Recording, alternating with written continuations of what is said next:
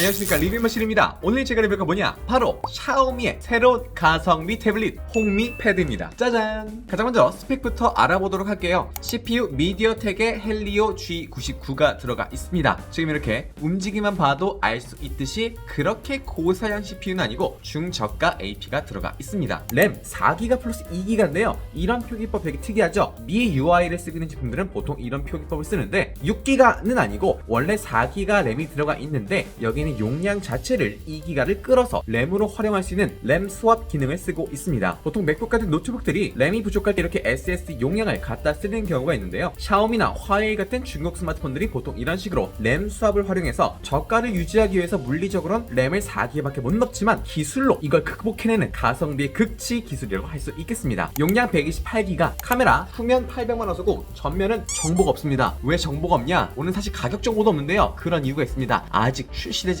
않은 제품이기 때문이죠. 어쨌든 간에 카메라가 있긴 있습니다만 솔직히 카메라 그냥 없다고 생각하셔도 됩니다. 그냥 좀 구려요. 그냥 앞에 사람이 있다, 동영상을 촬영할 수 있다, 이 정도의 카메라로 보시면 되겠습니다. 크기는 10인치고요 이렇게 한 손에 쏙 들어오는 크기를 가지고 있습니다. 제가 지난 몇 주간 이 제품을 써보면서 느꼈었던 장점과 단점을 빠르게 한번 설명해 보도록 하겠습니다. 아직 미출시 제품이다 보니까 오늘 좀 딥하게 들어가기보다는 제가 며칠간 써보면서 느꼈던 장단점 위주로 빠르게 리뷰해 보도록 하겠습니다. 가장 먼저 첫 번째, 상품성이 좀 좋습니다. 아이패드나 갤럭시 탭 같은 경우엔 성능은 당연하고 디스플레이, 스피커 뭐 하나 빠지는 게 없죠. 당연하죠. 그만큼 고가의 제품이다 보니까 진짜 웬만한 사람들 쓰기에는 성능이나 디스플레이나 뭐 하나 부족함 없이 정말 차고 넘칠 정도로 가지고 있습니다. 하지만 이런 제품들이 아닌 이런 중저가 제품들은 어쩔 수 없이 상품성을 낮춰서 가격을 다운시켜야 되는데요, 일반적으로는 태블릿의 CPU라고 할 수 있는 AP를 낮춰서 성능을 좀 제한을 두거나 스피커를 4개 넣을 걸 2개 넣는다든지 좀 저렴한 디스플레이를 쓰는 식으로 이렇게 좀 외부적으로는 티나지 않지만 내부에서 많은 부분이 상품성이 좀 떨어지는 그런 느낌의 태블릿이 많이 있는데요, 이 홍미패드 같은 경우에 상품성은 꽤나 그럴듯합니다. 지금 보시는 것처럼 디자인만 봐도 맥북이나 아이패드와 유사한 알루미늄 재질로 되어 있어서 굉장히 좀 뽀대난달까? 크게 호불호가 갈리지 않을 것 같은 디자인을 가지고 있어요. 그런데 지금 제가 가지고 있는 이 레노버 Y700 같은 경우에 게이밍 유저를 위해 특화된 제품입니다. 여기 게임 모드로 활성화시키는 버튼도 따로 있고요. 누가 봐도 좋게 말하면 이야 저 사람 좀 특별한 태블릿을 가지고 있는 걸? 이라고 할 수 있겠지만 좀 나쁘게 말하면 야 저 사람 좀 덕후인가 보다, 취향 좀 특이하다 라고 할 만한 디자인이에요. 하지만 자, 홍미패드는 지금 보시는 것처럼 디자인적으로는 진짜 딱히 깔 게 없어요.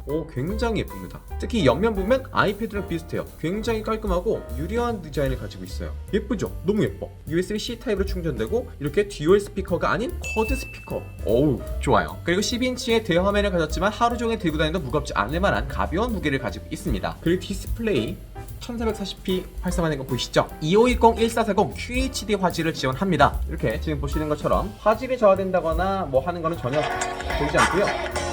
하지만 최대 밝기가 조금 낮은 건지 이렇게 빛이 좀 잘 비치는 곳에서 영상을 보다 보면 조금 화면이 어둡다라는 느낌이고요. 지금 보시는 것처럼 좀 반사가 많이 됩니다. 사실 노트북 같은 경우에야 안티글레어 처리를 하지만 사실 패드 같은 경우에 이렇게 안티글레어 처리하는 경우는 없죠. 이거는 패드의 단점이라서 어쩔 수 없을 것 같아요. 하지만 이 디스플레이 밝기, 최대 밝기는 조금 아쉽다는 거. 그렇지만 지금 보시는 것처럼 영상을 볼 때는 딱히 부족하거나 하는 느낌은 없었습니다. 그리고 아까 말씀드렸던 것처럼 양쪽에 하나씩 있는 듀얼 스피커가 아닌 양쪽에 2개씩 총 4개 쿼드 스피커를 지원하고 있기 때문에 영상 볼 때는 참 좋은 것 같아요. 그리고 보시는 것처럼 돌비 애트모스 공간 음향까지 지원합니다. 가성비가 꽤나 훌륭한 동영상 머신이 될 수 있을 것 같아요. 그리고 지금 보시는 것처럼 이 베젤이 조금 요즘 나온 태블릿치고는 조금 두꺼운 감이 없지 않아 있습니다만은 그래도 이 스피커 덕분인지 영화 감상할 때는 꽤나 그럴듯한 몰입감을 보여줬습니다. 결론적으로는 가볍게 영상을 보거나 웹서핑하는 용도는 굉장히 그럴듯한 상품성을 가지고 있습니다. 자, 다음 두 번째, 태블릿의 성능. 그래서 가장 중요한 태블릿 성능은 어떠냐? 결론부터 말하면요, 삼성의 저가 태블릿인 갤럭시 S6 라이트보다는 벤치마크 점수가 만점 높습니다. 하지만 삼성의 최신 갤럭시 탭 S8보다는 벤치마크 점수가 무려 6만 점 정도 낮습니다. 어마무시하게 낮죠. 얘가 못 나왔다기보다는 그만큼 갤럭시 탭 S8이 안드로이드 중에서는 거의 넘사벽의 수준을 가지고 있다는 건 맞는 것 같아요. 삼성의 갤럭시 S6 라이트 같은 저가 태블릿 그리고 외산 태블릿 중에 레노버 P11과 비교하면 훨씬 좋은 성능을 가진 건 맞습니다. 하지만 이건 저가 태블릿과 비교할 때고 솔직히 본격 게이밍 머신 쓰기에는 조금 아쉬운 성능을 가지고 있어요. 제가 실제 테스트를 한번 해봤는데요. 배틀그라운드를 돌려봤을 때 그 120Hz 주사율의 부드러움 이런 건 기대할 수 없었고요. 그래픽 화질 또한 4K 안 되고요. FHD 안 되고요. 그래픽도 HD까지로만 제한이 돼서 솔직히 프로 게이밍러라면 좀 아쉬울 만한 스펙을 가지고 있어요. 하지만 여기서 이 태블릿 장점이 하나 나오는데요. 애플은 iOS, 삼성은 One UI, 샤오미는 Mi UI라는 자체 UI를 가지고 있습니다. 이 Mi UI는요, 나름 꾸준히 몇 세대를 거쳐가면서 지금 13세대까지 나왔네요. 꽤나 오랫동안 많이 발전해왔고 다양한 기능들이 추가되었는데요. 이 샤오미 제품의 특징이 중국 본토 사람들이 가장 많이 쓰다 보니까 중국이 아무리 많이 발전했다고 하지만 그 경제력이 우리나라랑은 아직 많이 차이가 나잖아요. 그래서 이런 태블릿 같은 비싼 기기에 쓸 돈이 많지 않습니다. 어쩔 수 없이 자국민을 대상으로 한다면 저렴하게 제품을 뽑아낼 수밖에 없는데요. 하지만 요즘 사람들, 이 글로벌 스탠다드는 굉장히 높은 수준의 성능을 요구하기 때문에 샤오미는 어쩔 수 없이 이 안에 들어가는 제품들을 최대한 저렴하게 넣으면서 최고의 성능을 뽑아낼 수 있는 최적화의 달인이 되고 말았습니다. 그래서 우리가 가끔씩 대륙의 실수라고 말하는 제품들이 나오는 거예요. 이 MIUI도 마찬가지인데요. 안에 있는 내장 메모리 자체는 4기가로 굉장히 적다고 말씀드렸지만 사실 용량을 활용해서 2기가를 추가로 램으로 활용할 수 있는 기능도 있고, 특수 기능에 가게 되면 게이밍 터보라고 해서 내가 플레이하는 게임에 최적화돼서 이 게임을 플레이할 때는 다른 것들은 신경 쓰지 않고 오롯이 게임에만 이 CPU의 가속을 돌리겠다, 램을 할당하겠다 하는 식으로 최적화를 할 수 있습니다. 그러니까 저가 AP가 들어갔음에도 불구하고 최대한 얘를 활용해서 그 한계를 끌어올리겠다, 사용하는데 불편을 없게 만들겠다는 그런 대륙의 의지가 보입니다. 하지만 그건 의지고요. 실제로 제가 배틀그라운드 할 때까지만 해도 뭐 괜찮았는데 원신,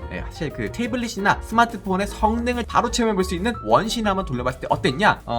결론부터 말하면 원신은 정말 재밌게 플레이는 가능하지만 반쪽 그래픽 때문에 많이 아쉬웠다. 이 원신이라는 게임 자체가 굉장히 고성능을 요구하지만 최적화가 정말 잘 되어 있습니다. 최대한 이 텍스처를 뭉개버리면 그냥 재밌게 플레이가 가능해요. 그렇지만 그 원신을 즐기시는 분들 아실 거예요. 그 동화한 감성, 그리고 굉장히 그 아름다운 그래픽 이미지들, 그 품질을 최저로 가져가기 때문에 게임 플레이는 재밌게 잘 되지만 이거 좀 아쉽다, 그 느낌이 좀 안 산다 라고 볼 수 있겠습니다. 가로 세로 화면 전환 시 오는 약간의 이런 딜레이, 그리고 인터넷 서핑을 할 때도 조금 느린 약간의 딜레이 같은 이런 느낌적인 느낌 아쉽습니다. 본격 게이밍 용도로 쓰기에는 솔직히 아쉽지만은 지금 보여드린 것처럼 안면 인식 잠금 해제라든가 게이밍 터보라든가 램 스왑 기능 등 유용한 MIUI의 최신 기능들을 활용해볼 수 있는 패드이므로 예산이 제한되신다? 그럼 얘만한 태블릿이 또 없을 것 같아요. 근데 아직 태블릿 가격 공개가 안 됐는데 이런 말 할 수가 없죠. 그래서 제가 한번 얼마 정도에 나오면 구매해도 괜찮은 태블릿이 될지 가져와 봤는데요. 가장 중요한 가격, 홍미 패드 5의 국내 정말 가격이 40만원 정도이기 때문에 얘는 훨씬 적게 나올 겁니다. 국내 태블릿 시장이 50만원 이상 고가 라인으로 가게 되면 갤럭시 탭 시리즈와 아이패드가 싸우고 있고, 그 이하는 사실 아까 말했던 것처럼 샤오미 Mi Pad 5랑 레노버 P12 프로가 꽉 잡고 있는 상태인데요. 하지만 두 제품 다 30만원 초중반에서 40만원 초반까지 가는 가격이다 보니까 이게 진짜 제한된 예산으로 한 30만원 미만으로 해서 찾으시는 분들은 솔직히 좀 부담스러운 가격이에요. 그런 분들에게는 레노버의 P11과 P11 플러스밖에 선택지가 없었습니다. 그런데 레노버의 단점이 뭐예요? 정말 가성비가 좋지만 맞습니다, 직구 제품이라서 무조건 중국어나 영문판을 써야 된다는 단점이 있었어요. 그런데 이번에 샤오미에서 홍미 패드가 나온 겁니다. 국내 정말 될 거예요. 그렇다면 이 저가 태블릿 라인에서 성능을 한번 비교해서 보자면, 만약 얘가 20만원대로 나온다? 그럼 레노버 P11 플러스와 비등하거나 조금 아쉬운 성능을 가지고 있기 때문에 글로벌판으로 써도 괜찮다, 영어로 써도 괜찮다 하시는 분들은 레노버 P11 플러스를 선택하시고,